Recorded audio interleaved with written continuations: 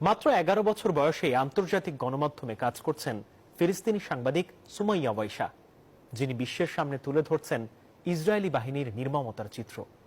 এত অল্প বয়সেই যুদ্ধকালীন সময়ে সাংবাদিকতায় নাম লিখিয়ে সারা বিশ্বেই এক আলোচিত নাম সুমাইয়া, যাকে বলা হচ্ছে ফিলিস্তিনিদের সাহসিকতার প্রতীক।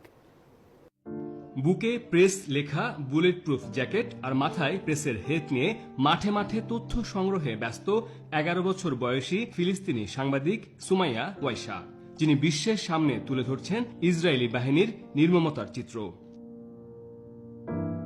১১ বছর বয়সী সুমাইয়া বর্তমানে কাজ করছেন আন্তর্জাতিক সংবাদ মাধ্যম আল জাজিরায়। ফিলিস্তিনি এই খুদে সাংবাদিক জানান, সাংবাদিকতা তার সবসময়ই ভালো লাগতো। আগে তিনি বাড়িতে আয়নার সামনে দাঁড়িয়ে সাংবাদিকদের মতো করে কথা বলার অনুশীলন করতেন, আর এখন তিনি নিজেই সত্যিকারের সাংবাদিক।